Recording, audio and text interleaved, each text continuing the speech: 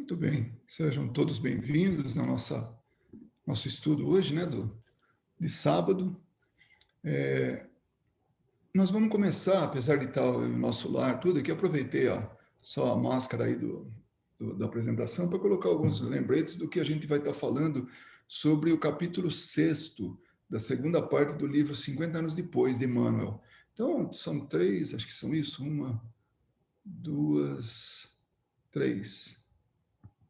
Nossa, deu 4, desculpa. Foi um pouco mais do que eu esperava aqui, né? Mas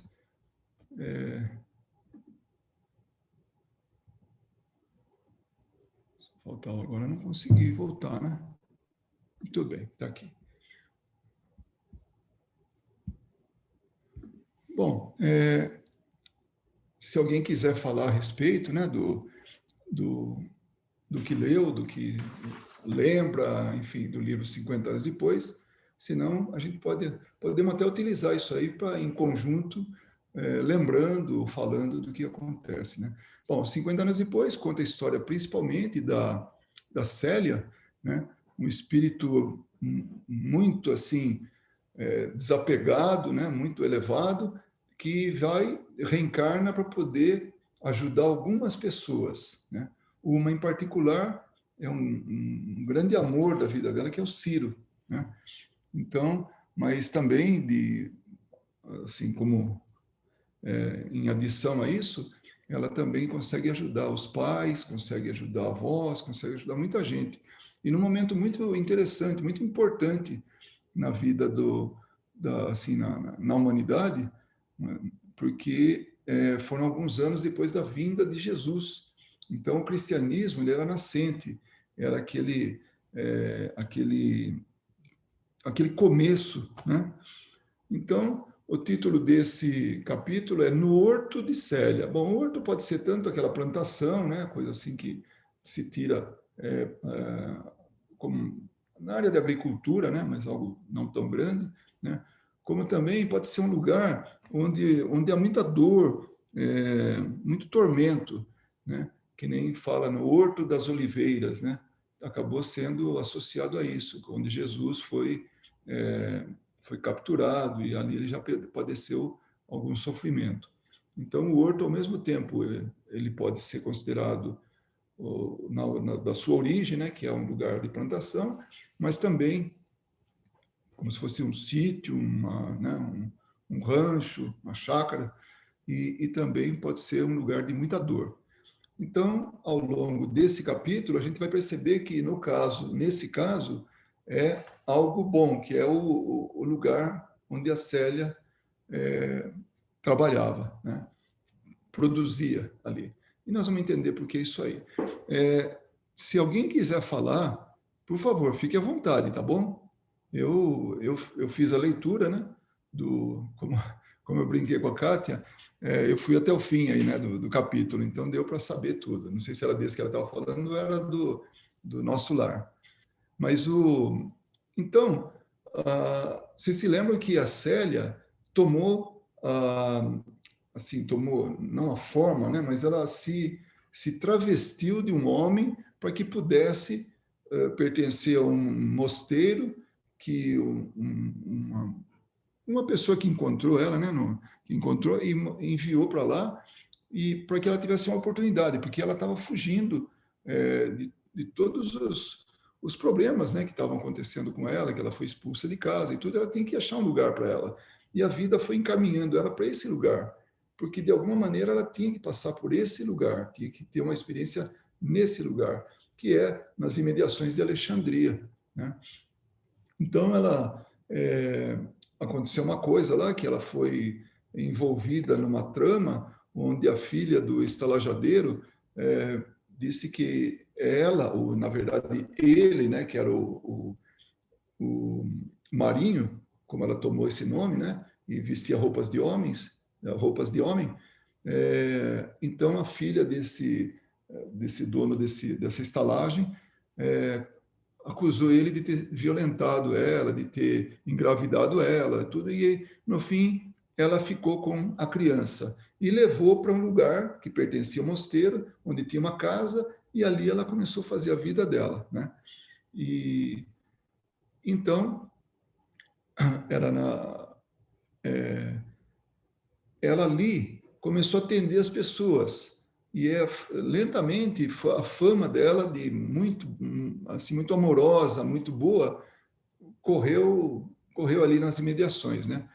Então, e ao mesmo tempo que ela também estava cada vez mais com essa fama, ela começou a desenvolver a tuberculose, né? Eu não sei se algumas de vocês lembram desse termo, né? Tísico. É um termo muito antigo, né? Que era a pessoa tísica, ela era assim, ela tinha sido contagiada tal pela tuberculose, desenvolvida a tuberculose. Então, no livro ele fala, ela começar a intisicar, né? Ela começou a desenvolver a tuberculose, mas ela em nenhum momento parou de fazer o bem, de estar ali fazendo o que ela podia ali para as pessoas da redondeza, né? Para aqueles necessitados. Em uma determinada ocasião, o avô dela, né, Neio Lúcius, ele aparece para ela, e essa frase é bastante interessante, por isso ela está na íntegra aqui, né? Então ele se refere a ela dizendo: filha querida, não te magoe essa nova separação do ser idolatrado. Por quê? Porque o menino, quer dizer, aquele filho que ela tinha assumido, que não era dela, né? Porque era impossível ela ter um filho no papel de homem, né? Que ela era, que ela estava exercendo, então ele morre, ele desencarna. Então ele fala assim: não se magoe por essa separação. Prossegue na tua fé, cumprindo a missão divina que o Senhor ouve por bem deferir a tua alma sensível e generosa. Então ela tinha uma missão, que aquilo não atrapalhasse. Depois de perfumar por alguns anos a tua senda terrena, quer dizer, a presença dele, e ela sabia que era ele, que era o mesmo Ciro que foi aquela criança que ela saiu de Roma carregando nos braços, né, por ter sido assim, ter assumido a responsabilidade quando a trama toda recairia sobre a mãe dela, né? Então, o espírito de Ciro volve de novo ao além, quer dizer, retorna para o plano espiritual, para saturar-se de forças novas. Ou seja, ele ia se preparar para reencarnar de novo. Então, é esse recado que ele está falando. Ele falou: olha, ele voltou para ganhar novas forças para retornar. Não desanimes pela saudade que te punge o coração sensibilíssimo, pois nossa alma semeia o amor na terra para vê-lo florir nos céus, onde não chegam as tristes inquietações do mundo. Essa frase, para mim, foi muito importante, muito interessante, porque ela é o seguinte: ela nos lembra que a gente tem a experiência nossa aqui de reencarnante, ou de reencarnado, né? E depois a gente retorna para o plano espiritual, onde a gente vai avaliar o que foi que fez, onde a gente vai, se for o caso, até drenar aquelas energias que a gente aqui se alimentou, né? Mas a gente, em suma, o mais importante é que a gente analise, que a gente tenha essa, sabe, esse processamento do que aconteceu. É uma avaliação, é como se fosse realmente um exame para qual a gente estudou aqui, né? Então lá é que a gente vai estar, mas só que todo o examinador somos nós, aquele que passa pelo exame somos nós, então somos nós como indivíduo, né? Então no plano espiritual a gente faz essa avaliação, né? E aí ele fala, segue falando, né? Além do mais, Ciro tem necessidade dessas provações, que lhe hão de temperar a vontade e o sentimento para os gloriosos feitos do seu porvir espiritual. Então, ele, como espírito, ele estava trabalhando essa melhoria nas oportunidades que ele veio fazer nas encarnações dele, né? E aí, ela a Célia pergunta: mas ele já foi comido por feras, né? Ele já passou por tudo isso, não é o suficiente? Né? Ela pergunta. Aí ele fala sobre provações, sobre aquilo que dá para para eliminar de nossas vidas, outras que não tem jeito, porque tem que passar por aquilo. E aí ele dá um exemplo de quem foi Ciro, ele dá algumas informações de quem foi Ciro, para ver que tudo aquilo que ele estava passando não era a troco de nada, foi o resultado do plantio que ele fez. Então, Neio Lúcio fala, em séculos anteriores, foi um déspota, Ciro, né?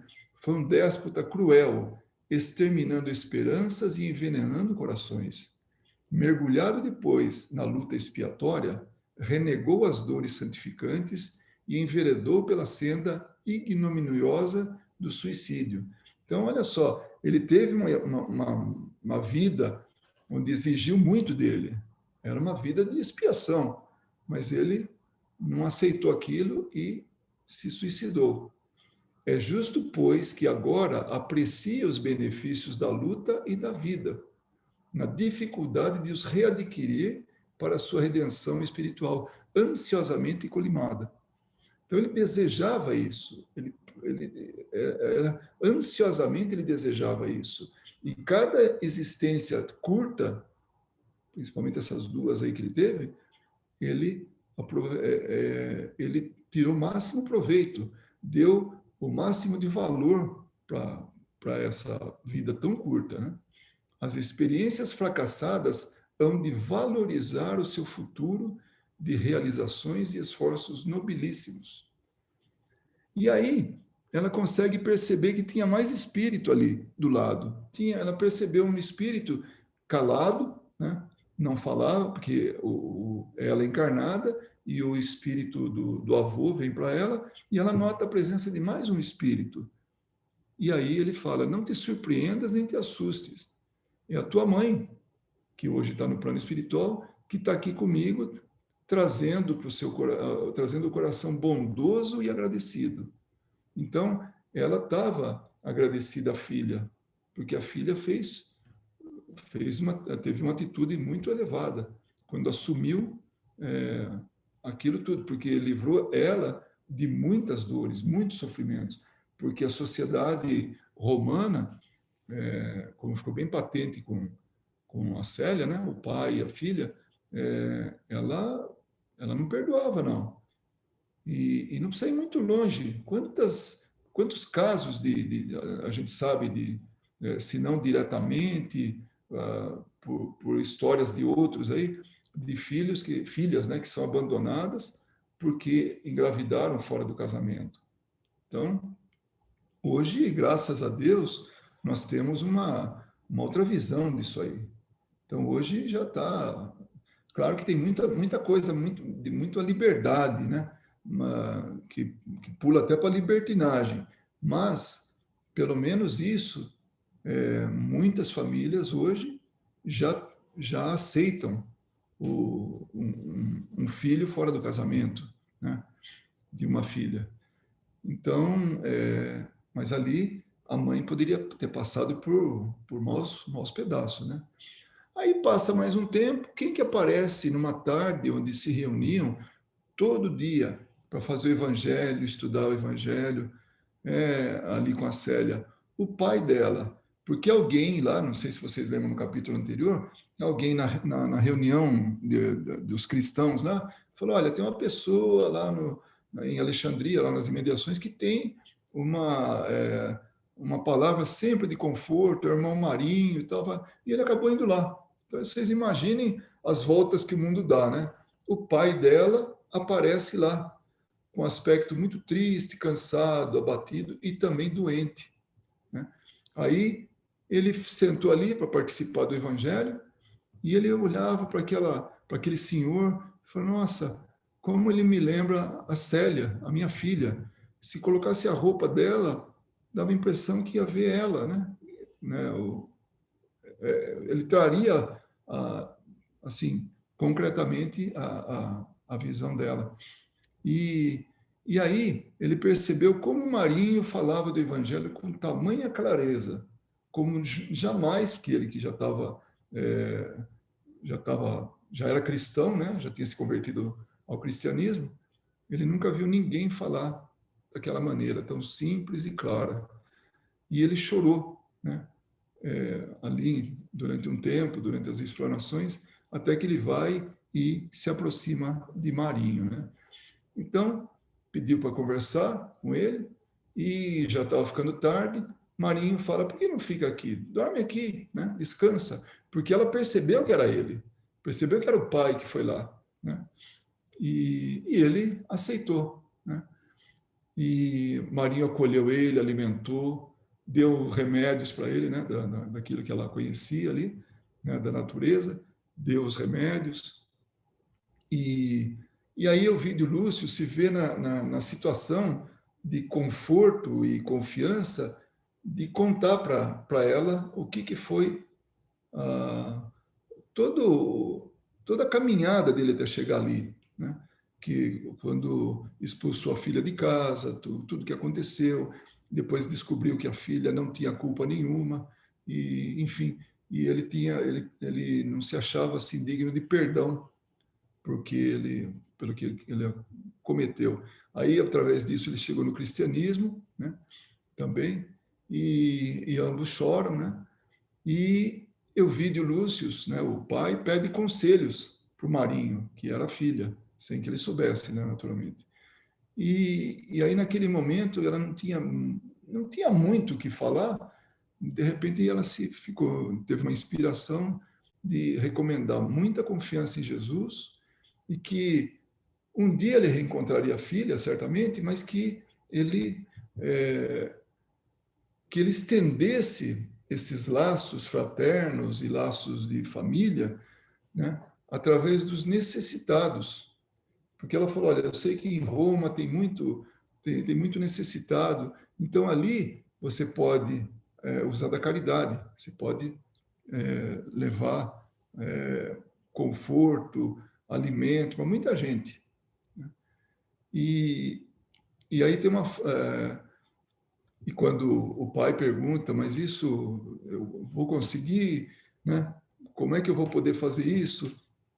E Deus vai realmente aceitar isso de mim, que depois de tudo que eu fiz? Aí o Marinho fala, né? Sim, há um reino de luz onde o Senhor nos espera os corações. Façamos por merecer-lhes a graça, merecer-lhe as graças divinas. Os que praticam o bem são colaboradores de Deus no infinito caminho da vida. Nossa, quando eu li isso aí, que eu juro que eu não lembrava dessa frase, né? Mas quando eu li, foi uma coisa assim muito tocante. E como ela tem assim um ensino muito grande, né? Ele fala: os que praticam o bem são colaboradores de Deus no infinito caminho da vida.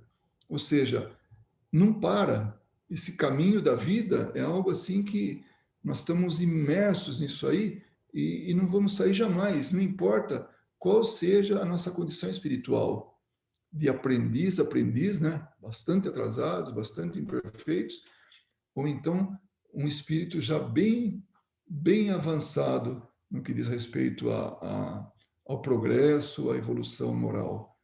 Então, nós vamos estar, quando a gente está fazendo isso, nós somos colaboradores de Deus. Então, numa palavra simples que Emmanuel utiliza aí, né, que o livro fala, ele está falando da nossa importância em contribuir com a obra de Deus. Então, não importa qual seja o tamanho da missão, o tamanho do projeto que a gente abraçou, o tamanho do trabalho que a gente está envolvido. Se a gente está trabalhando para o bem, praticando bem, certamente que nós estamos colaborando com Deus nesse progresso interminável que a humanidade passa, né? E vai passar sempre. Elvídio Lúcius, ele fala decidido para Marinho, porque ele aceitou a sugestão. Praticarei o bem doravante sob todos os aspectos e por todos os meios ao meu alcance, e espero que Jesus se apiede de mim. Aí, na manhã seguinte, a Célia leva ele para conhecer o horto, né, a propriedade, conhece a plantação, vê a criação de cabras, de ovelhas, vê as árvores frutíferas, vê o riacho que corre ali, né? E aí ele percebeu que tudo aquilo, claro que a orientação lá com o esclarecimento de Marinho, né, ou da filha, que ele não sabia que era, era para abastecer o mosteiro. E ele via a qualidade daquilo, árvores frutíferas, a organização, a limpeza, o mato não invadia nada, tudo no seu lugar, né? E aí ele fala, nossa, você deve ter gente muito bem paga para fazer isso, por tamanha dedicação. Aí, enquanto caminhavam, eles podiam ver os velhinhos trabalhando, né? E crianças. Aí ela explica, falou, não, eles são moradores aqui da Redondeza, que quando tem horário livre, eles vêm voluntariamente trabalhar. E as crianças, já há 5 anos, eu mantenho uma escola aqui. Eu ensino eles que são muito carentes de cultura, né? Desse conhecimento escolar, né? E eu tenho isso aí, e eles uma das maneiras deles aprenderem também é trabalhar na terra, né? Aí eu vi de Lúcio, fica por 3 dias ali, depois ele se despede, vai para Roma, né? E a despedida também é bastante tocante, né? E onde ele vai fazer aquilo que ele que ele aceitou como recomendação, né? Eu vou praticar o bem e a caridade. A primeira providência foi libertar os escravos, né? Na verdade, os filhos esperavam, quer dizer, a filha, a outra filha e o genro esperavam por ele, e ele falou: Olha, eu não vou mexer na parte de vocês, mas o meu terço, o terço que me cabe, eu vou, é, eu vou distribuir, eu vou fazer tudo isso aí. A filha achou que ele estava meio, né, que devia ser o cristianismo que deixou ele desse jeito, mas respeitou e falou para ele, falou: Pai, eu respeito o que você fizer, o que você está querendo fazer. E nós não precisamos do dinheiro, nós não temos essa avidez de querer ficar com o dinheiro, porque nós temos recursos, o meu marido trabalhador e tal, então dá para ir, faça o que você achar melhor. Aí ele tomou a decisão, libertou os escravos, junto aos amigos, ele já declarou que era cristão, e claro, os amigos acharam que ele tinha alguma perturbação mental, né? E depois de algum tempo, que depois que ele tomou essas providências, ele falou para a família que iria rever Marinho, e ele estava muito doente. E aí ele retorna para lá, assim, se despede da família, a família chorosa lá, tudo, sabia que ele não voltaria mais, porque estava muito doente, e é lá que ele desencarna. Mas antes de desencarnar, aqui, desculpa, está escrito reencarnar, mas na verdade é desencarnar, né?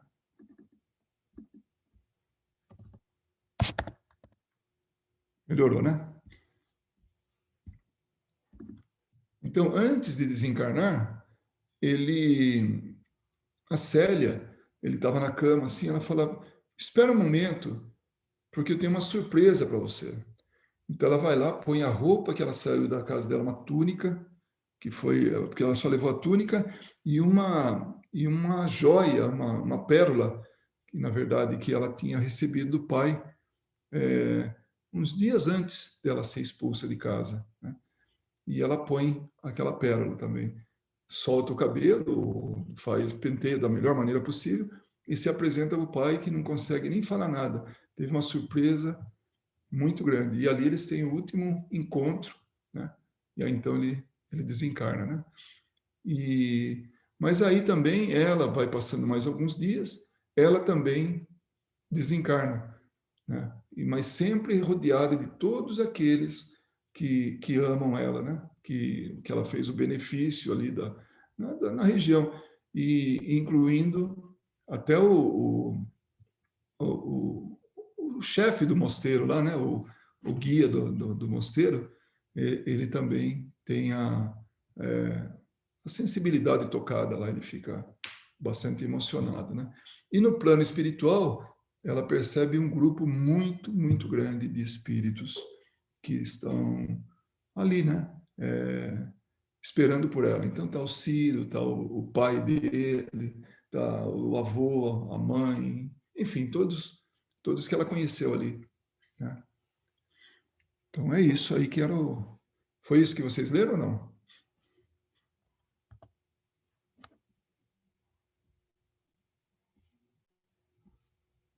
Alguém gostaria de falar?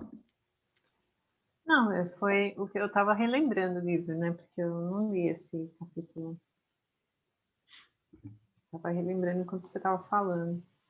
E é mais ou menos É. isso. Tomara que seja, porque significa que Ah, está tudo certo. não, eu estava lembrando dessa passagem dele ter desencarnado, né? E essa explicação, né? De que, olha, é necessário ele passar por isso, há essa necessidade desse espírito, né? Essa separação, ela é momentânea, de que ela não é permanente, né? E que também é natural também sentir essa, vamos dizer assim, essa saudade dolorosa, né, de você estar se separando, mas ela, por merecimento, né, e pelo próprio estágio evolutivo dela, ela ainda recebeu essa mensagem, né, ainda, né, consoladora para ela, de que era necessário para ele passar por tudo isso, porque é dessa forma que a gente evolui, né. Eu lembrei dessa parte que eu achei muito bonita, né. Então, nós temos uma preocupação muito grande, assim, de coisas que, se a gente for ver direitinho, está tudo certinho, está tudo no lugar, né?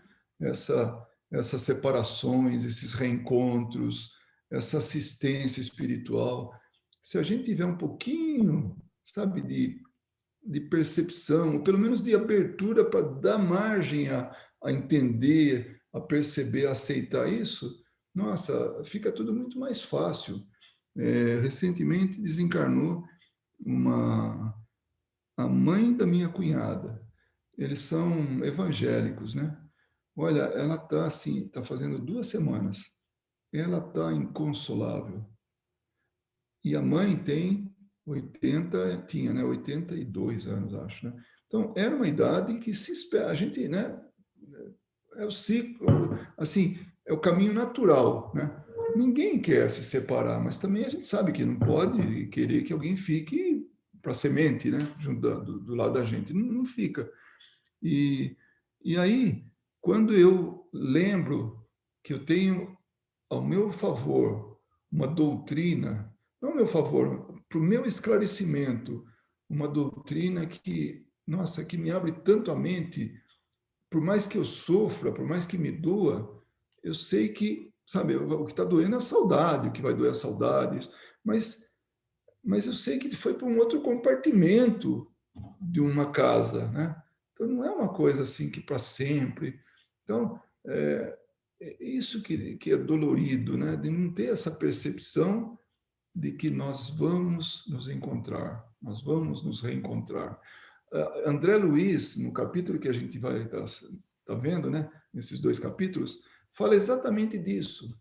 E nós vamos perceber que o caminho é o inverso. São pessoas que estão, assim,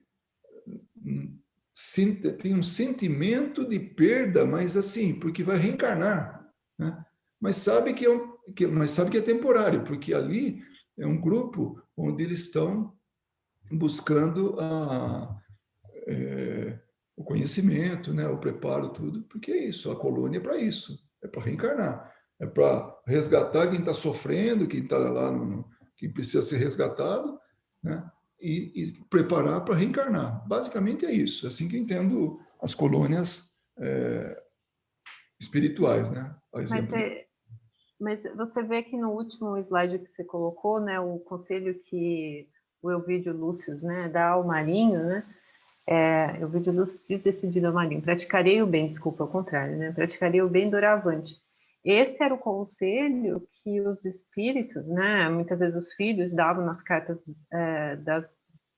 das mães, né, que o Chico psicografava, né, que falavam para as mães, né, dessa separação que é muito dolorosa, vai praticar o bem, vai cuidar de outras crianças, vai praticar a caridade, coloque o trabalho como uma fonte, né, para sanar essa angústia.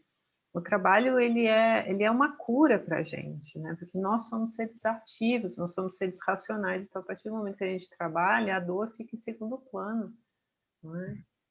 Então, se a gente fosse até um pouco, assim, egoísta no bom sentido, né?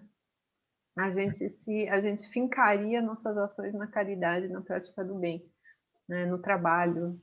porque é só ele que preenche o nosso tempo verdadeiramente, né? Ficar nessa... A gente tem que tomar muito cuidado, porque é um processo difícil você se separar, né, de um ente querido, né? Principalmente se você tem muita proximidade com ele.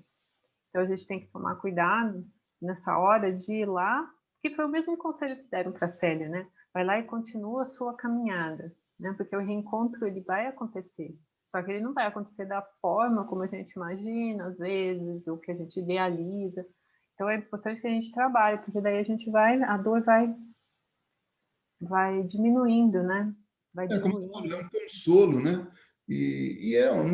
Não é o remédio, mas é o, sei lá, o analgésico, né? Que vai tirar um pouco dessa dor e vai realmente. é, eu vejo aqui, né? Às vezes a gente faz tão pouco, mas o que faz, sabe? Quando a gente se mete a fazer trabalho de caridade, então, é tão assim, é tão recompensador. E, mas a gente tem que entrar de cabeça, não é uma coisa que é só na teoria, né? Tem que ir lá e ver como é que é. Porque se a gente só falar para a pessoa e ela não entende isso aí, ou nunca entrou em contato com isso, é difícil. Mas a partir desse momento, realmente ajuda muito. Acho que não tem contraindicação, não. A coisa realmente Mas funciona. olha, é lembrar que todo trabalho é uma caridade, né? Todo trabalho é uma oportunidade de a gente fazer a caridade. Então, às vezes a pessoa não é espírita, o que a gente pode falar é, olha, faça o seu trabalho bem feito, preste atenção no trabalho que você está fazendo, olha as pessoas que estão na sua volta, né? Para diluir as coisas, para ela olhar um horizonte diferente, né? Que aquela dor não vai consumir ela, que ela não vai, né, se perder naquela dor. A gente pensa muito que a gente vai se perder na dor, né, da separação. Então, é esse o consolo. Eu fiquei lembrando disso enquanto você estava falando sobre o capítulo. Então, agora nós vamos entrar no estudo propriamente dito, né, que são os capítulos, as aulas, né, 13 e 14, onde se estuda o capítulo 47 e 48. Serão só dois hoje. Um é a volta de Laura e a outra é o culto familiar. Esse culto familiar é muito interessante. A gente aprende muito com ele, pode ter certeza. Para mim foi muito bom rever e, como a gente tem sempre comentado, rever, mas com outros olhos da impressão que a gente está vendo pela primeira vez, né? Então, o que é a volta de Laura? Ela vai retornar ao plano material, ela vai reencarnar. Ela tem um projeto, tem uma programação, onde ela vai reencontrar quer dizer, na verdade, ela vai encontrar aquele que foi marido dela numa outra existência, e eles vão receber por espíritos, assim, como filhos, os filhos que permanecerão agora no plano espiritual, né? Vão continuar no nosso lar. E no momento certo, depois que eles se casarem, tiverem filhos, aí, no momento de filhos, aí eles vão receber os filhos que participam, inclusive, do segundo capítulo que nós vamos estudar hoje, né? Então, está aí o ministro Genésio, interpretado pelo Paulo Goulart, né? E, e aí ele tem uma fala interessante, né? Espero, entretanto, que se encontre animada para a luta, porque ele vai visitar ela, né? E aí ele fala, vai ter uma reunião, tá tendo uma reunião lá na casa dela, e ele vai lá. Então ele fala, olha, espero que você esteja animada. É uma glória, olha que interessante isso aí, é uma glória seguir para o mundo nas suas condições, porque ela acumulou milhares e milhares de horas de serviço a favor dela, perante a comunidade de mais de 1 milhão de companheiros, que é a quantidade de espíritos que estão no nosso lar, né? Isso sem contar as visitas dos encarnados lá, mas aqueles que moram, que habitam o nosso lar, né, são cerca de 1 milhão de espíritos, né? E, e ele faz esse comentário, né? O quanto para ela vai ser bom ter acumulado tantas horas de serviço, né? E foi a Ana Rosa, né? É Ana Rosa o nome dela, se não me engano, que foi que fez a Dona Laura, né, no filme. E ela fala: devemos compreender que a reencarnação é sempre uma tentativa de magna importância. Reconheço que meu esposo me precedeu, no enorme esforço e que os filhos amados serão meus amigos de todo instante. Contudo, né, aí ela tem uma observação aí que ela fala, né, aí o ministro fala para ela, fala, olha, precisamos confiar na proteção divina e em nós mesmos. Então, olha como isso tem a ver com o que a gente tem falado, desde a hora da abertura, antes da gente, na verdade, começar o nosso estudo, quando falou do medo, né? Então, nós precisamos confiar na proteção divina e em nós mesmos. Porque quando a gente faz o nosso planejamento, a gente, pelo menos como espírito, antes de reencarnar, a gente sabe pelo que vai passar. Então, está tudo combinado já, não é uma coisa que vai ser surpresa. Só será surpresa se nós sairmos desse planejamento, né? O manancial da providência é inesgotável. Quer dizer, a providência oferece tudo. Ela não para nunca, não tem fim. É preciso quebrar os óculos escuros que nos apresentam a paisagem física como exílio amarguroso. Então, é interessante ele fazer essa comparação, né? A gente, quando está tudo assim bonito, tal, a gente resolve colocar uns óculos que mudam a paisagem, que escurece a paisagem, que mostra esse exílio amarguroso que não é, mas que a gente coloca através do nosso olhar, né? Não pense em possibilidades de fracasso, mentalize sim as possibilidades de êxito. Eu gosto né, desde que eu ouvi pela primeira vez, não sei, quando, quando a realidade é que nós planejamos uma reencarnação vitoriosa. Então a gente vem aqui para vencer, para ganhar, para a gente fazer aquilo que precisa ser feito, né? Além do mais, é justo confiar alguma coisa em nós outros, seus amigos, que não estaremos tão longe no tocante à distância vibratória. Então, ela vai ter a ajuda, né, dos amigos. Então, que ela confie que tem também nós. Não é só você sozinha, não é só você isso, aquilo. Não, nós estamos também com você. Isso vem de encontro àquilo que também a gente sempre fala. Nós temos uma multidão de espíritos que torcem pelo nosso sucesso, que buscam nos ajudar para que a gente tenha sucesso na nossa reencarnação. E ele falou aqui no tocante à vibração, distância vibratória. Eu estava falando esses dias com, não me lembro quem. Não, era da família. A gente estava reunido, nós, né, a velhinha e eu aqui, e os filhos espalhados, a gente fazendo evangelho no lar, e a gente lembrando que a distância física foi superada, que nós estamos juntos ali. Então, é isso que ele chamou de distância vibratória, em época não essa que nós estamos de internet, essa época virtual, mas no caso deles, esse sentimento. Então, para aqueles anos, na época que foi escrito o livro, a gente não poderia comparar. Hoje a gente compara, mas isso não tira de maneira nenhuma a presença daqueles que vibram conosco, aqueles que têm o mesmo sentimento para conosco, sentimento de amor, de querer ajudar, né? Pense na alegria de auxiliar antigas afeições, pondere na glória imensa de ser útil. Então, antes de resmungar, antes de falar qualquer coisa, pense no que você vai poder fazer de bem, né? Isso é o ministro Genésio que fala. Aí, a Laura fala uma coisa que é muito interessante. A gente aqui reclama que se esquece, que se lembrasse das coisas, as coisas facilitariam. Olha que não é diferente de quem está no plano espiritual e vem para cá.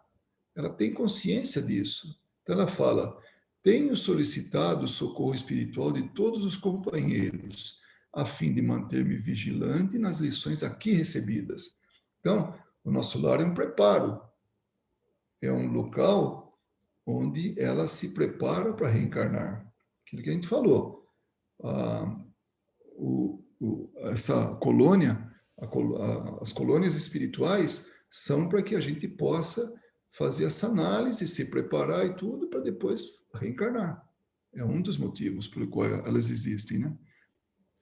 Bem sei que a Terra está cheia da grandeza divina. Então ela sabe que não vai olhar com óculos escuros lá, porque ela sabe da beleza. Basta recordar que o nosso Sol é o mesmo que alimenta os homens.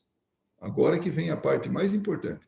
No entanto, meu caro ministro, tenho receio daquele ouvido, daquele esquecimento temporário em que nos precipitamos. Sabe? Puxa, o que mais me assusta, o que mais me põe receio é o esquecimento para o qual eu vou estar subordinado. Então, olha o medo de não cumprir aquilo que ela tá buscando, o projeto dela. Isso é normal. Tá vendo? Um espírito desse que trabalhou tanto, pelo que a gente ouve aí, pelo que a gente leu, né? As conversas dela com o André Luiz mostra todo aquela grandeza espiritual, né?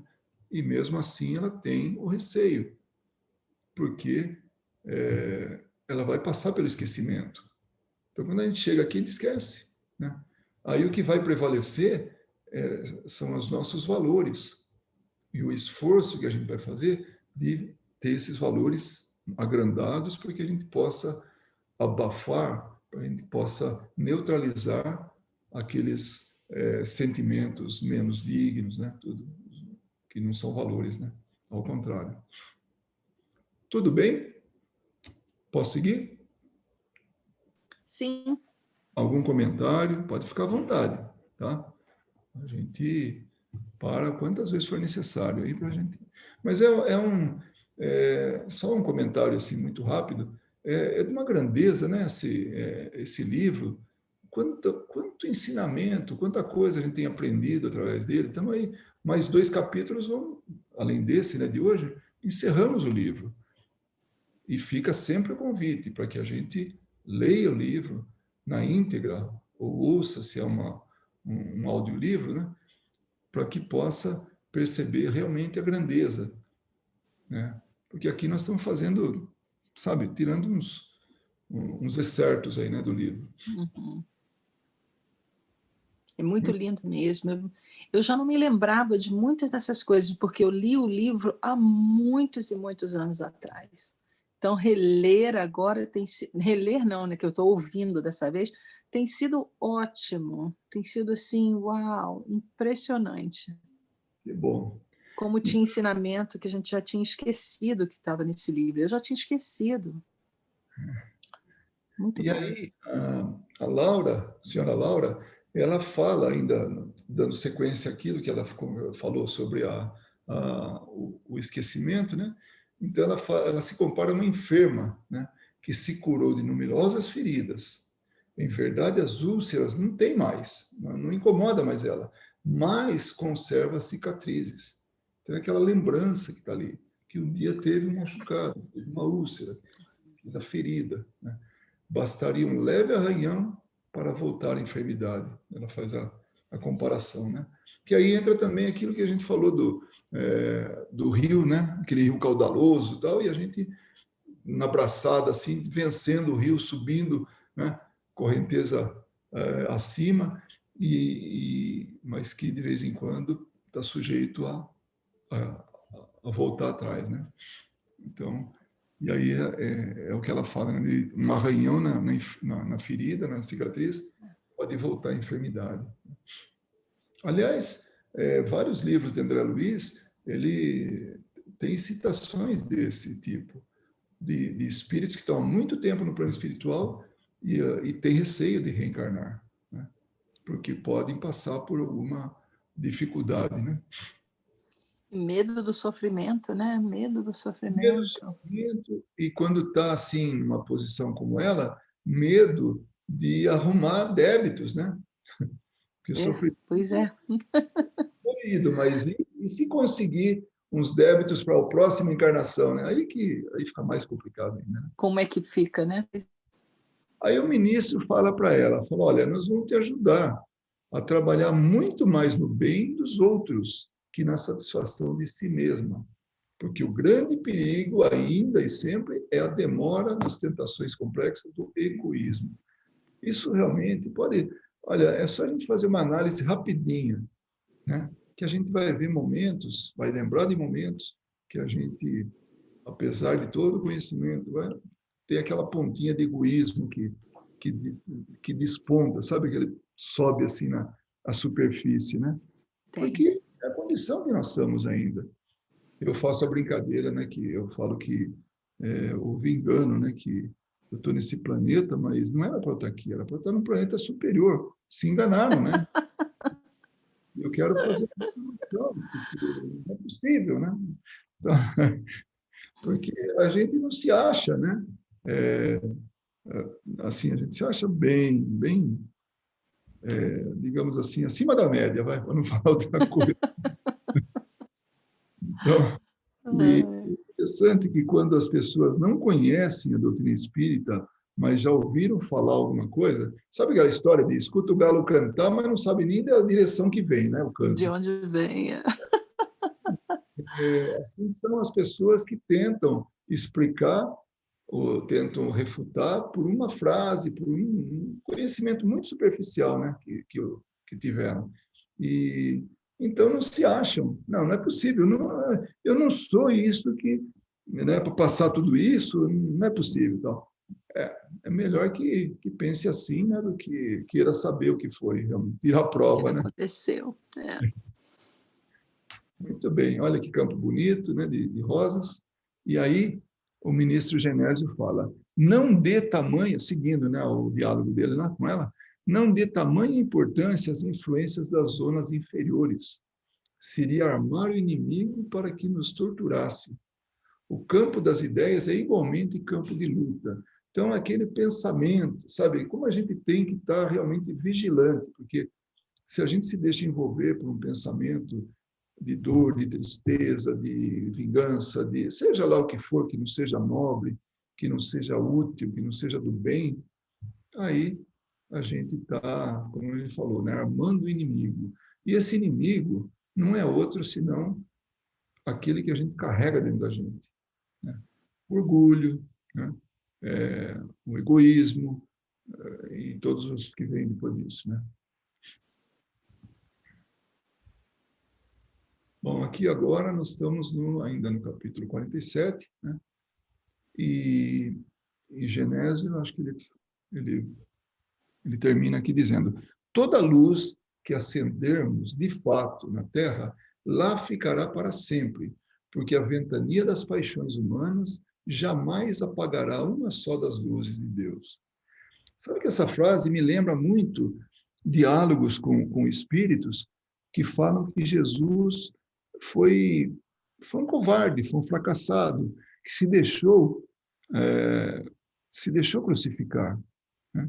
É impressionante esses inimigos de Jesus, como eles batem nessa tecla. É algo assim que, olha, impressiona pela quantidade de depoimentos, não depoimentos, mas de manifestação dessa opinião. Né? E não é que eu tenha uma resposta pronta, mas muitas vezes eu pergunto, mas você conhece Jesus? Você já almoçou com ele? Você já compartilhou com ele? Sabe, porque você que me conhece, né, Kátia, conhece a forma que eu converso com os espíritos, é bastante de igual para igual, sabe? Não é nem de cima para baixo, nem de baixo para cima, é assim, é uma conversa, e uma conversa informal, mas que leve ao raciocínio, né? Então, mas você conhece mesmo? Ou alguém falou o que aconteceu isso? E aí já começa a ver, realmente, a grande parte dos espíritos não conheceu Jesus. Conhece de ouvir falar, daqueles que envenenam a cabeça dele, né? E aí uma outra coisa também que eu falo, olha, tanta gente passou pela Terra, mas assim, não vou falar, tem gente que é lembrado desde antes até de Jesus, Mas como Jesus, quantas pessoas têm a lembrança tão clara, tão nítida, tão universal como ele? Não são muitos. E teve gente que foi, nossa, teve gente que foi bárbara. Teve gente que fez barbaridades realmente. E estão esquecidas, ninguém fala. Fala quando vem uma aula de história, alguma coisa assim, lá atrás. Mas Jesus está no dia a dia, está na boca de todo mundo. Então, como ele, não tem quem seja tão lembrado. E não foi por ser general, por um líder de revoluções, por nada disso. A revolução dele era outra, era do amor. Então, é um outro ponto que eu costumo conversar, costumo falar. Sim, Cátia, você ia falar alguma coisa? Não. É que eu escutei um barulhinho, então achei que... Ou algum, né? Ou alguma... O microfone está aberto. Bom, vocês me desculpem que vira e mexe eu acabo falando em reunião mediúnica, tudo, porque é uma coisa tão natural na minha vida, e tem sido há já várias décadas, né, que eu falo como se todo mundo participasse da mesma reunião que eu, tá? Então, desculpa se eu levo por esse lado aí, tá? Não, é ótimo ouvir suas experiências, Luiz. Não tem que se desculpar, não. Tá ótimo. Tá bom. Olha, o culto familiar, esse é muito interessante. Olha aí, ó, André Luiz, a próxima reencarnante ali, uma que acabou de chegar, né, que está aqui à direita, e os filhos, que vão ser filhos dela. Olha que coisa bonita. Vão estar reunidos num curto espaço de tempo. E eles estão ali. O que eles estão fazendo agora? Eles têm um dispositivo, essa esfera que está bem no meio ali, estão fazendo um evangelho no lar, para que o ambiente esteja equilibrado, e vão receber o espírito que acabou de reencarnar. Olha, vê se a gente está sozinho e desamparado. A gente, quando dorme, a gente faz a manutenção da nossa, da nossa experiência reencarnatória, para que dê certo. A gente vem ser relembrado, vem ser ajudado, vem ser consolado no plano espiritual, nessas colônias. Então, não tem... Olha, se alguém duvida que está abandonado, que não está abandonado, por favor, vamos ver com bastante carinho esse capítulo, porque ele tira qualquer dúvida. Então, André Luiz fala, né, na espaçosa sala de estar, reunia-se pequena assembleia de pouco mais de 30 pessoas.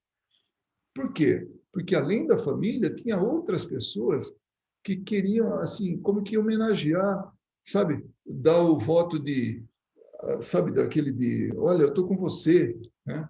Ou então fazer com que dê mais segurança para ela, né? Então, ela vai e faz essa reunião, né? Então, tinha umas 30 pessoas. A disposição dos móveis era mais simples, que era característica desse local, né? Lá, que era a casa dela, né? Aí, estava presente o Nicolas, que é um antigo servidor do Ministério do Auxílio. Ele faz um comentário. Nem todos os encarnados se agrilhoam ao solo da Terra. Por quê? Porque aí eles vão receber a presença lá do Ricardo, né, que é o nome dele, que vai estar se comunicando, que já está encarnado. Ele está na condição de um bebê. E aqui o Nicolas fala uma coisa interessante. Como os pombos-correios que vivem, por vezes, longo tempo de serviço entre duas regiões, e o pombo-correio é isso, né? Ele vive num lugar, está ali, né? Aí os donos dele, né, do serviço lá de comunicação, pega aquele pombo-correio e leva para um determinado lugar, longe. E quando quer se comunicar, olha que aquela época era difícil, hein? Hoje a gente fala com o mundo, assim, online, né? Como nós estamos fazendo agora. Mas a pessoa fazer um estudo desse aí, quanto tempo levaria mandando pombo correio, né? Então, aí pega, escreve escreve o bilhete que tem que pôr lá a comunicação, coloca num tubinho e amarra na patinha lá do pombo e solta ele. Aí ele volta para o lugar onde ele estava, onde ele está acostumado. E ainda tinha risco de um gavião pegar no meio do caminho, né? Também tinha isso. Então, vai e aí a comunicação se faz. E para voltar de novo, alguém tem que pegar o pombo, pôr numa gaiolinha e a cavalo voltar lá para aquele outro lugar para que possa fazer essa comunicação. Então, ele faz essa comparação, né? Que os espíritos são como pombos correios que vivem, né? Em locais diferentes, que estão em duas regiões, né? Então, longo tempo de serviço entre duas regiões, espíritos há que vivem por lá entre dois mundos. Então, nós estamos vivendo entre dois mundos. Essa que é a verdade. A gente está tão constantemente com o pé no outro mundo, só que a gente não se dá conta disso. Mas nós estamos um pé lá, outro aqui. Estamos assim, indo e voltando. Não somente quando reencarnam e desencarnam, mas diariamente, através do sono, que é o que acontece com esse espírito, que ele está recém-encarnado, é um bebê, e quando dá 00:40, onde a casa está mais tranquila possível, ele pode deixar o corpo físico, não como desencarnado, mas assim, ligado ao corpo, né? E vai até essa reunião que está acontecendo em nosso lar, com a mulher, que vai ser a futura esposa, e os filhos, que serão também futuros filhos, né? Esse está aí o bebê, né? As borboletas são um bônus, né? E ele continua, né, o Nicolas? Estamos prontos, contudo, aguardando a ordem da comunicação. Lembra do Ministério da Comunicação? É para isso, né? Nosso irmão Ricardo está na fase da infância terrestre e não lhe será difícil desprender-se dos elos físicos mais fortes por alguns instantes. Então, para ele vai ser fácil, fácil. E ele vem como um espírito adulto e não como aquela criança, porque ele ainda está... Bom, vocês imaginem, a criança limita totalmente o espírito, em termos de manifestação. Claro que hoje em dia a gente vê aquela criançadinha de 4 anos tocar piano, tocar instrumentos, aí, reger orquestra, né? Tudo, claro, isso é para chamar a atenção aí da gente, né? Então, nesse caso, por algum motivo, é dado essa possibilidade, essa permissão de que se manifeste como um adulto, em termos de competência, mas ainda assim como criança, quando, assim, em estado de vigília. Mas quando ele dorme e o espírito se emancipa, então ele apresenta toda a sua capacidade, como o espírito que ele é, né? O espírito adulto. E ao longo do tempo ele vai se, não sei se podemos chamar assim, né? Infantilizando, né? Para que ele possa tornar parte efetiva da encarnação aqui. Então, viver este mundo, e não mais um mundo, um outro mundo, né? E aí a gente aprende, né, através do Espiritismo, que isso vai ao longo dos primeiros 7 anos, né? E aí, então, depois ele é uma criança, realmente, se ele se manifesta depois no plano espiritual, pode se manifestar como criança, pode, depende muito do espírito, né? E o Nicolas continua ainda, né? Somente agora há bastante paz no recente lar de Ricardo, lá na Terra. O que esse agora? Passava, o livro fala assim, passava 40 minutos da meia-noite. Então, era 00:40. Porque estava todo mundo dormindo, estava todo mundo tranquilo. Então, ele estava no momento adequado para poder se emancipar.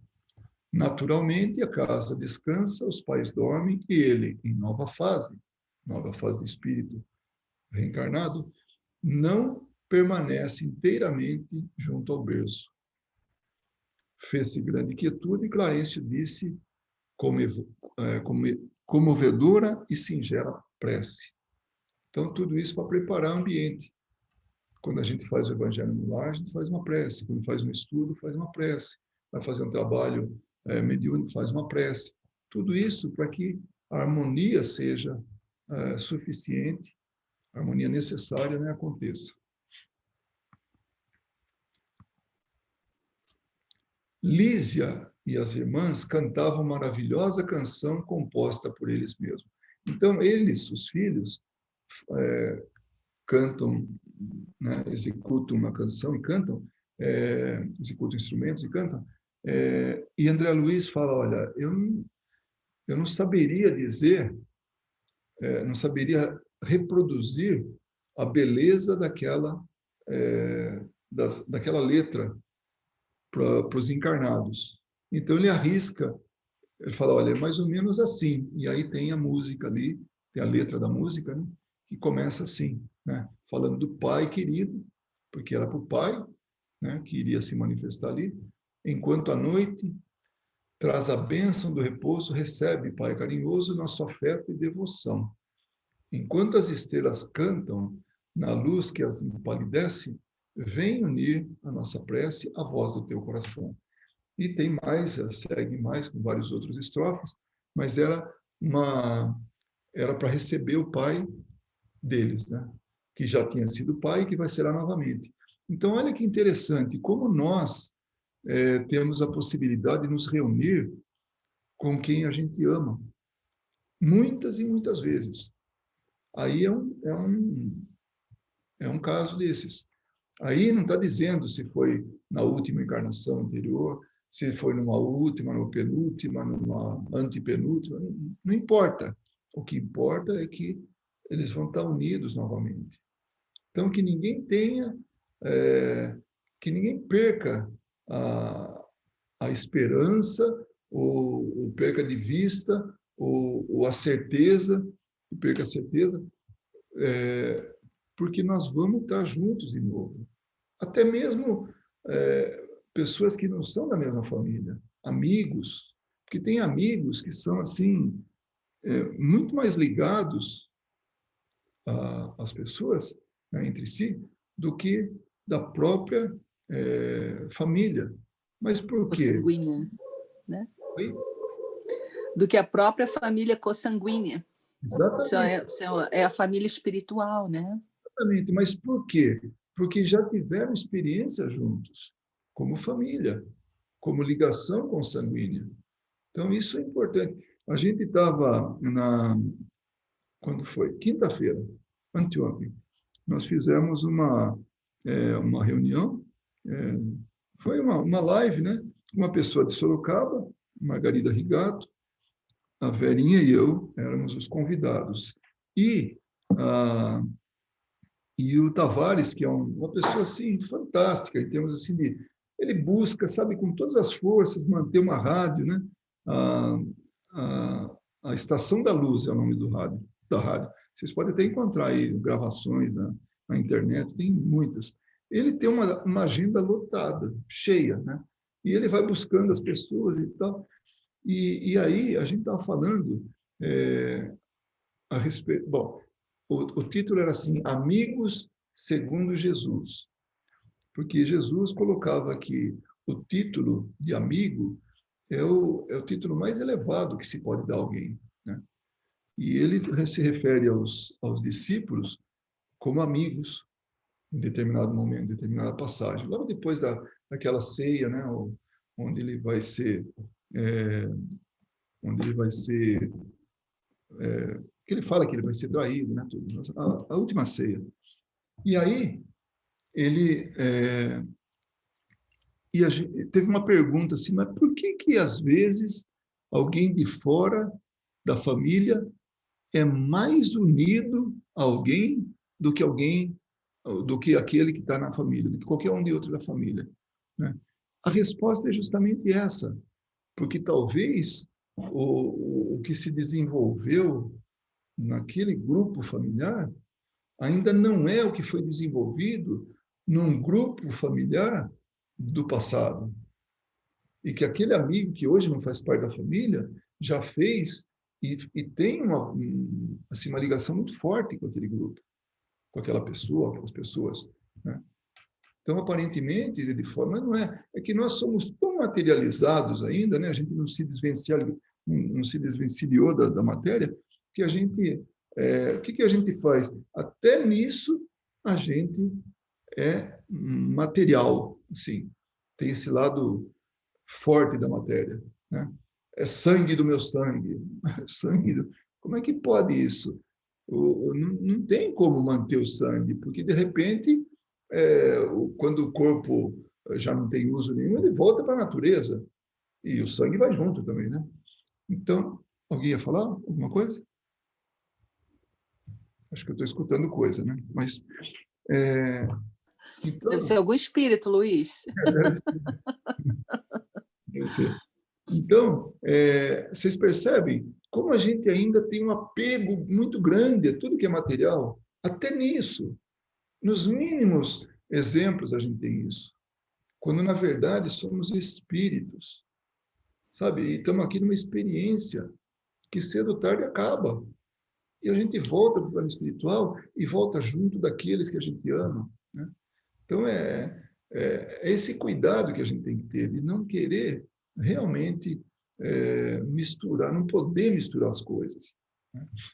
Então, aí, seguindo aquela reunião, né, do Evangelho, o Ricardo se apresenta, ele vai, ele está junto, comovido, né, tão feliz, e eles falam, né, meus filhos, como é grande a bondade de Jesus, que nos aureolou o culto doméstico do Evangelho com as supremas alegrias dessa noite. Então, naquele Evangelho, a alegria foi, sabe, coroada, né? Nesta sala, temos procurado juntos o caminho das esferas superiores. Olha só, ali eles estão buscando seguir aquela direção para assim, para planos elevados, para esferas superiores, né? Muitas vezes recebemos o pão espiritual da vida e é ainda aqui que nos reencontramos para o estímulo santo, o estímulo da reencarnação, o estímulo de estar juntos, né? De serem fraternos, de serem unidos, né? Olha que bonito, que coisa realmente fantástica que é isso, né? Deixa eu ver se tenho... sobre o aparelho, né, que estava lá, que a gente viu, uma esfera, é um globo, ele descreve como sendo um globo cristalino, né, que tem a saída de som, os alto-falantes, e ele tinha um isolamento de emoções. Nossa, mas o que é isso aí? Isolamento de emoções? Olha, eu vou garantir para vocês uma coisa, para aqueles que não tiveram ainda essa experiência. Quando a gente consegue conversar, bom, não é bem esse termo, mas quando a gente tem contato com alguém que foi muito querido da gente e está desencarnado, a emoção é muito forte. Não dá para falar. Não dá, realmente. A gente ouve, né? Outra coisa, quando o espírito vem dar uma comunicação, por exemplo, aqueles que davam comunicações através de cartas, que Chico Xavier psicografava, né? Cartas para as mães. O espírito tinha que fazer um treinamento para que pudesse conter as emoções, porque é muito grande. A dor da separação vale para os dois, tanto para o encarnado ainda, como para o já desencarnado. Então, isso que ele fala, aquilo é um isolamento das emoções. Então, aquele aparelho ajuda até nisso, porque as emoções são tantas, ou a emoção é tanta, que pode pôr, não sai nada. É um verdadeiro desastre. Não se tira nada disso, não tem comunicação. Tem choro, tem desequilíbrio, tudo, mas não tem comunicação. Eu lembro de uma pessoa que estava escrevendo uma carta de alguém que fazia parte do grupo, um grupo mediúnico, que ela conheceu, a médium conheceu, fazia uns 5 anos que ela tinha desencarnado, e essa médium entrou numa crise de choro que estava assim, simplesmente incontido, não tinha jeito. Chorava, chorava, chorava. Aí deu trabalho, né, com a ajuda da equipe, mas orientando, né, a médium e o espírito comunicante, porque o espírito transfere para a médium uma emoção, para que ele pudesse se acalmar e fosse falar. E aí foi interessante que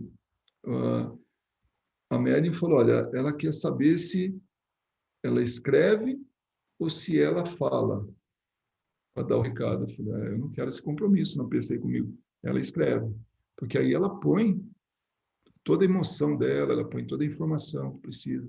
E foi uma carta linda, onde contava detalhes que só a família sabia, mas não deixava de ter emoção. Mas para que ela pudesse escrever, teve que fazer todo um trabalho de, sabe, pacificar, tranquilizar ela para que ela pudesse se equilibrar e escrever.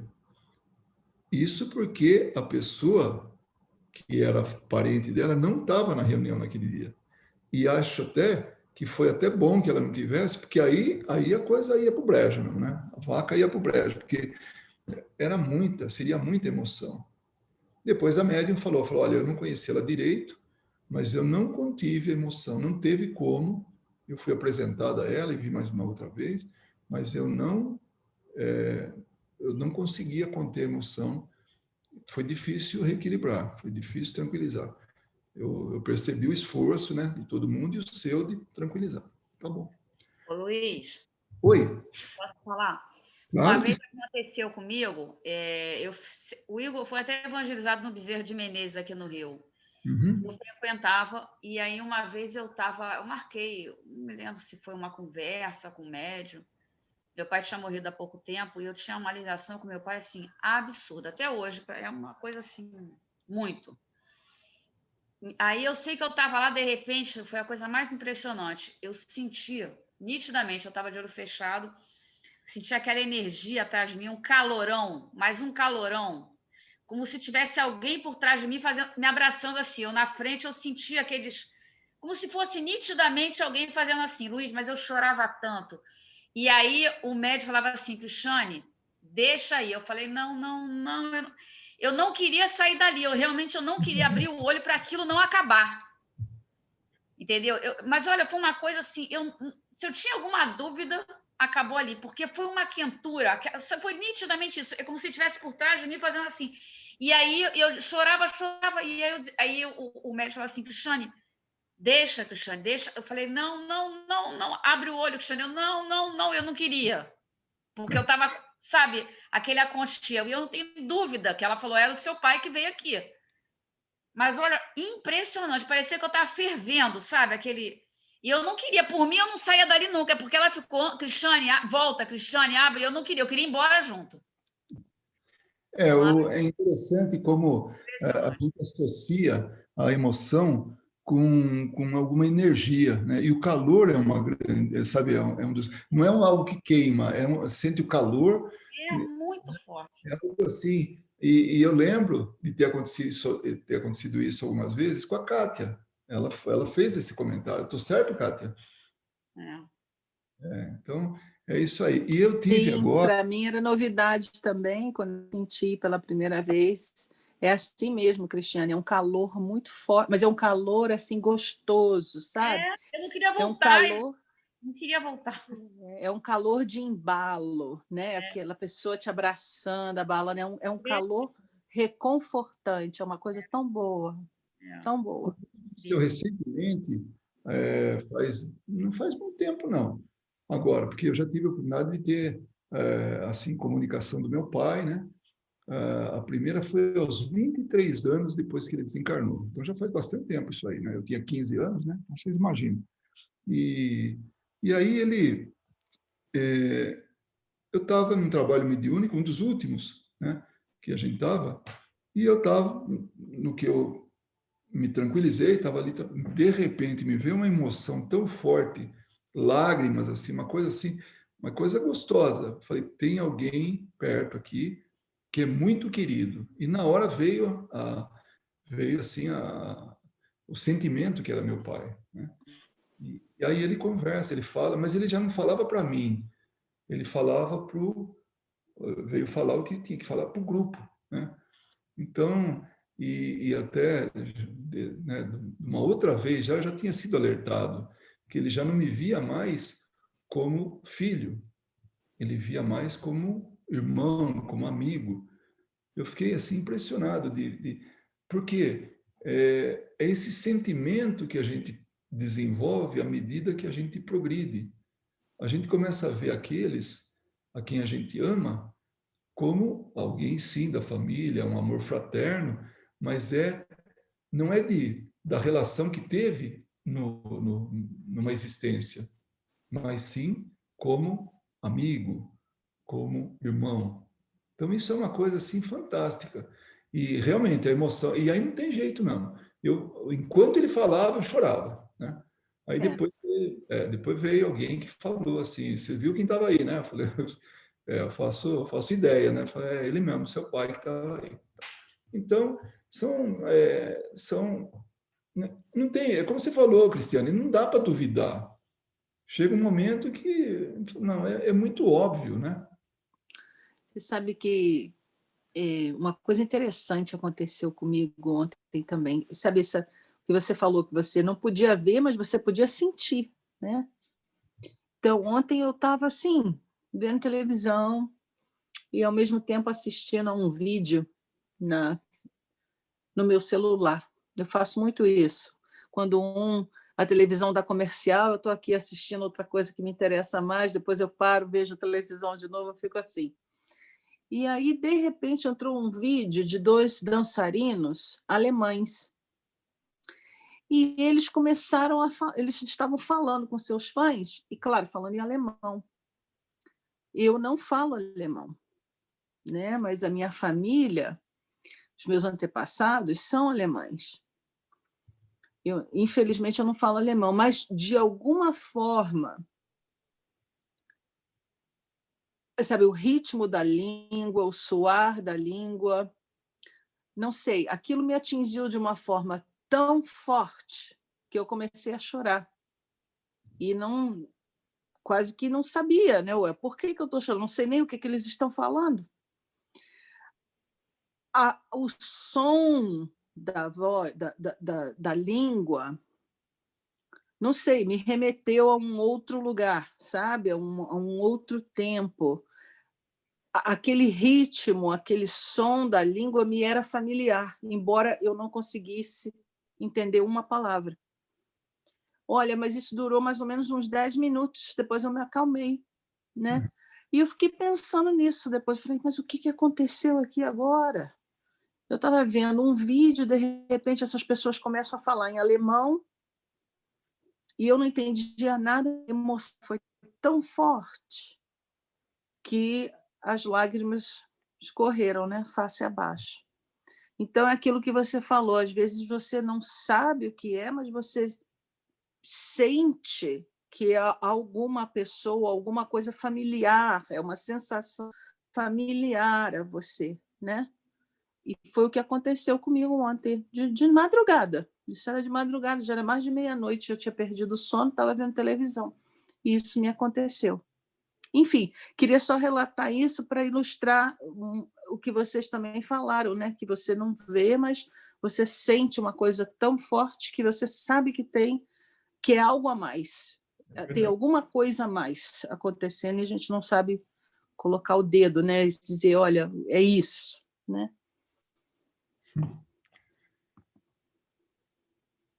É isso aí. Então, finalmente, né, quando está terminando aqui, né, o capítulo, Ricardo exclama, né? Ah, filhos meus, alguma coisa tenho a pedir-lhes do fundo de minha alma. Porque os filhos falam assim, papai, o que você quer que a gente faça por você? Né?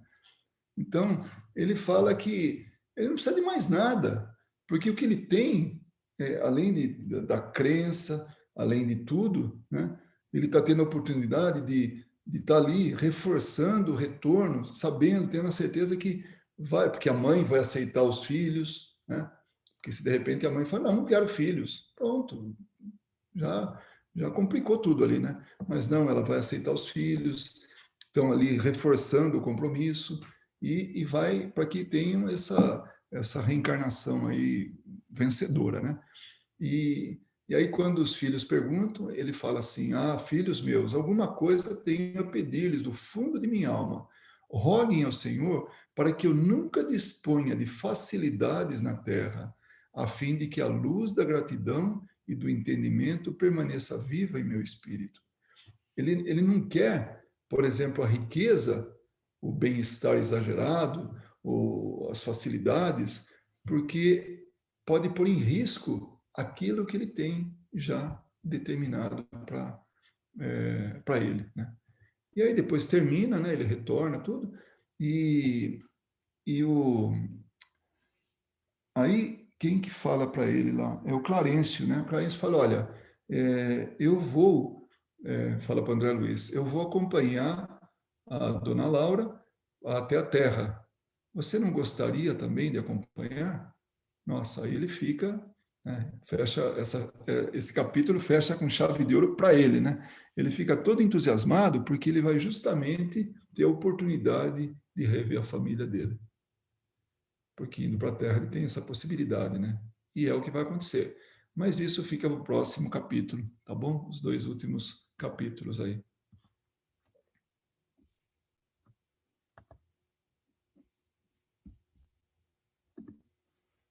Bonito, né? Bonito, né? Muito, muito, muito. Realmente. Agora, olha, quem tiver a oportunidade de ler o livro, leia, porque ele tem muito mais beleza do que o meu entendimento aí, sabe? Porque ele descreve. Agora que a gente discutiu um pouquinho, que sabe, né? Sabe, demos até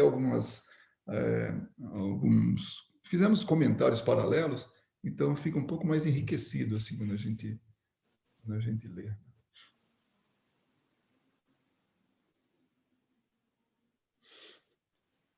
Mas essa que é a vantagem de você ler em grupo, né? Estudar em grupo. Porque às vezes eu lembro que quando eu li a primeira vez eu tinha várias perguntas, vários pontos de interrogação, mas não tinha o meu avô, né, para fazer as perguntas. Ele trabalhava, né, no centro. Mas mesmo assim é difícil, né? Quando você está estudando em grupo, sempre as diferentes perspectivas é que enriquecem, né? Porque a gente pensando junto, a gente pensa melhor até nisso, né? Deus é tão misericordioso que até pensar junto facilita. Duas cabeças pensam melhor, né, que uma só. Eu já estou pensando qual vai ser o próximo livro. A gente já sabe? Provavelmente sejam os mensageiros, tá? E está na dúvida se a gente vai ter também a renúncia, também como pano de fundo aí, mas também vai ser decidido. Eu sou um colaborador desse estudo, né? Esse estudo ele foi desenvolvido pelo Grupo Espírita Alta de Souza, né? Que é um grupo que tem algumas características em termos de estudos, né? Dias apropriados, tal. Tem uma série de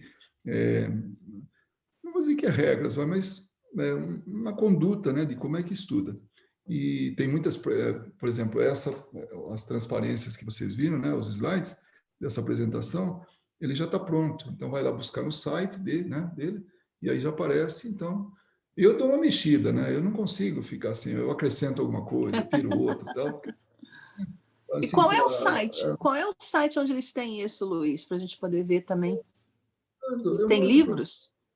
Oi? Tá. Eles têm livros e slides, né? Na verdade, não são livros, são. Espera que eu já vou te dar. Vou passar agora. Não é o Cefac, não, né? Cefac. É Tem um em Brasília. É o Alta de Souza lá de São Paulo, não é? Eu não sei de onde que é, se é de São Paulo. O Alta de Souza é um centro espírita grande em São Paulo. Ele é muito. Ah, é? A minha avó frequentava lá. Como se chama? Alta de Souza. Alta Eu de não sei. É um espírito bastante conhecido, se for era uma jovem, assim, uma jovem que desencarnou, acho que com, sei lá, 16 anos. Era uma poetisa, fantástica, no meio de tantos homens, Olha. 1800 e pouco, né? E ela realmente ela estava acima da época dela. Da época. Não é isso? Não é. A minha avó gostava muito do centro lá, eles tinham bastante trabalho, eles eram praticamente fica aberto 24 horas por dia. Nossa, que É um lindo! centro Ai, que muito. delícia! Que coisa boa. Aí a pessoa entra quando quer, quando precisa, né? Muito bom. Se for esse, porque tem da mesma forma que tem vários Franciscos de Assis, né, Centro Espírita, também tem vários Alta de Souza, né? Eu estou Alta de pensando Souza. no que fica ali lá em São Paulo. Mas nesse caso, a Alta de Souza, ele tem uma diretriz, ele é assim, é como se, eu não saberia dizer assim, não é uma associação, tal. Começou a Alta de Souza, né? E aí começou a desdobrar em outras casas, mas seguindo a mesma linha, né? Desse principal. E tem algum momento que é assim um pouco, por isso que eu falo, eu sou um colaborador, né? Eu não sou alguém que intervém, porque eu sou mais independente, né? Então, como eu aprendi, Kardec, Evangelho, e aí vamos colocando o estudo. Hoje, agora o estudo vai ser esse, agora aquele, então, né? Os dias da semana a gente mesmo acha. Já Alto de Souza não. Por exemplo, trabalho mediúnico às quartas-feiras, né? Então, Mas acho que esse é o padrão da maior parte dos centros espíritas que são maiores aqui no Brasil, né? Você vai no Perseverança também, que é um centro espírita muito grande, também é assim. O Allan Kardec em Campinas, que também é muito grande, também é assim.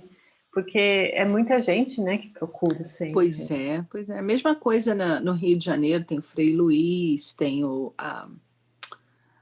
meu Deus, como é que é o nome daquele? Tem um que se dedica a cirurgias especiais, principalmente, basicamente o que eles fazem. Tem o Tupiara. Tupiara. Tupiara, o Leopoldita também. Tupiara. Muito grande, se vocês puderem ver na internet. Tupiara faz um trabalho, assim, uma coisa linda. Kátia, Mas se quiser copiar aí, está no chat, o link. É que o bonito também dos centros espíritas menores, pelo menos quando eu frequentava também fora do Brasil, é que a gente tem uma liberdade maior, né? Porque como são menos pessoas, né? Você tem a liberdade mais de conversar, de discutir, de estudar, coisa que às vezes é muito difícil num centro espírita muito grande, porque é muita gente, né? Imagina você ter uma sala lá com 20, 30 alunos, até todo mundo conseguir falar. É verdade. Difícil. Tem um centro em São Paulo chamado Seara Bendita. É impressionante. É impressionante. Fica ali no Campo Belo, ali daquela região Santo Amaro. É assim, um quarteirão inteiro e mais umas casas nos outros quarteirões, assim, em torno. É algo assim impressionante. Eu entrei lá, fiquei assustado. Tinha catraca e tinha todo mundo de crachá e tal. Eu falei, não, eu fui lá, assisti. Você está entrando pela primeira vez, tem uma entrevista, mas eu vou assistir palestra. Nossa! Entrevista, tá bom. Então, passei. Então, muito. Mas são organizações, assim. Eu prefiro assim aquele centro pequeno que você conhece as pessoas pelo nome, né? Assim, mas cada um, né? Porque eu fui criado nesse tipo de centro, né? Sempre pequenininho. Mas eu acho que está sendo um fenômeno aqui no Brasil, de certa forma. Não existe mais centros que conseguem ficar pequenos por muito tempo. Que bom, né? Aqui em Sorocaba dá para perceber isso, em Campinas dá para perceber isso, em São Paulo também. Os centros vão enchendo de gente e, inevitavelmente, eles crescem, né? Seja pelo trabalho mediúnico que eles façam, ou seja pelo trabalho de caridade que eles façam, eles vão crescendo. Tem um perto É muito bom. Tem um perto da casa da minha tia, que aliás é o que a minha família frequenta no Rio, que é o Centro Espiritual Clarencio. E é Clarencio por causa do nosso lar, né? E ele é o fundador, protetor da casa lá, realmente. Então, é isso que você falou, começa assim pequeno, vai crescendo, crescendo, crescendo, crescendo, tem que fazer obra para acomodar mais gente, sabe? É assim, mesma coisa lá. Marina, você lembra da conversa que nós tivemos sobre centros lá no Brasil, centros aqui nos Estados Unidos? Então, são algumas realidades diferentes, mas, no fundo, acaba sendo a mesma coisa. Claro que nos Estados Unidos as regras são outras. quando a gente quer reunir pessoas, nossa, tem todo um cuidado, porque aqueles que como é que eu digo, se responsabilizam pela agremiação, né, pela sociedade espírita, eles se responsabilizam mesmo. Se acontecer alguma coisa, tem que responder pelo grupo, né? Então, aqui... Sim, lembro sim, Luiz. Mas eu também estou contigo, eu também prefiro, acho que os centros menores, né? O que eu frequentava em Floripa, e lá em Primavera, todo mundo se conhecia, eu acho bem bacana isso. Mas em Floripa tem um chamado Nosso Lar, onde eles fazem cirurgias, que é incrível, assim, são mais de 2.000 voluntários, assim, eu nunca tinha entrado Nossa. também num centro tão grande, com um trabalho tão lindo, assim, eles têm até eu esqueci o nome, com várias cadeiras, assim, um auditório gigantesco, assim, quase com umas 200 cadeiras, sabe, que eles dão palestras, é muito lindo também, né, você vê o trabalho, né, mas lá realmente é muito bacana, você vê quantos voluntários trabalham, também é muito bonito de ver. Realmente, essa é a última casa espírita que a gente fez parte, que a gente, desde o comecinho, desde a fundação e tal, a construção, a gente resolveu comprar 60 cadeiras. Nossa, 60 cadeiras. Pensou isso? 60 cadeiras. Hoje tem mais de 60 cadeiras, não é muito mais, mas ainda assim é pequeno. Kardec defendia sempre fazer grupos espíritas pequenos, até mesmo familiares, né? Então, isso leva até aquela discussão de, poxa, mas dá para fazer reunião espírita, né, reunião espiritual em casa? Dá, desde que a casa tenha equilíbrio para isso. Uma casa onde todo mundo briga, aquela bagunça, fora do horário sei lá, algum outro tipo de atividade ilícita, tá, aí não, né? Mas se for alguma coisa realmente com respeito, que faça manutenção, porque tem muito centro que não dá nem para fazer trabalho mediúnico, porque tão bagunçado que com tanta intriga, com tanta coisa. Então, tem casos e casos, né? Então, por isso esse negócio. Onde tem ser humano tem problema, né? Eu sempre parto desse princípio. Tem um ser humano, vai ter um problema. Assim você não se decepciona, né? Então, essa raça humana, ela é uma raça difícil, mas eu acho que cada proporção tem o seu objetivo, né? Vamos dizer que o trabalho mediúnico realmente ele precisa ter um suporte maior, né?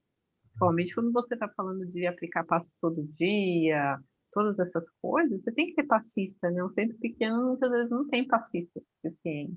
Então é um balanço. Mas eu concordo que, assim, quanto menos pessoas na sala, melhor é o estudo. Isso daí eu falo não só como... Eu falo como professora, né? Porque é mais fácil você conduzir o estudo quando tem menos pessoas, é claro. Menos pessoas, Não, e a qualidade sempre vem na frente da quantidade, né? Melhor que tenha poucos, mas envolvidos. Agora, alguém gostaria de fazer o nosso encerramento? Fazer fazer uma palestra, né? Que naturalmente funciona com passe, né? Mas... Eu posso fazer, Luiz. Eu posso fazer. Então, vamos elevar os nossos pensamentos ao nosso Mestre querido, nosso Senhor Jesus Cristo, ao qual damos todas as graças por todas as oportunidades que nos são apresentadas durante as nossas vidas. Não só pela noite de hoje, pelos estudos recebidos, aprendizados recebidos, mas sim também pela oportunidade diária que nos é dada de desenvolvimento, de melhoramento e a chance de praticar o Evangelho que vamos aprendendo.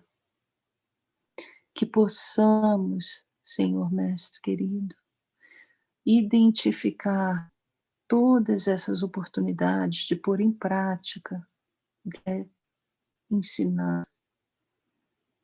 Na nossa condição de seres imperfeitos, ainda somos cegos para tantas coisas que nos são dadas, mas pedimos com o coração humilde que possamos estar mais perceptivos, entender, perceber melhor e aproveitar essas oportunidades, umas que por vezes demoram tanto a retornar,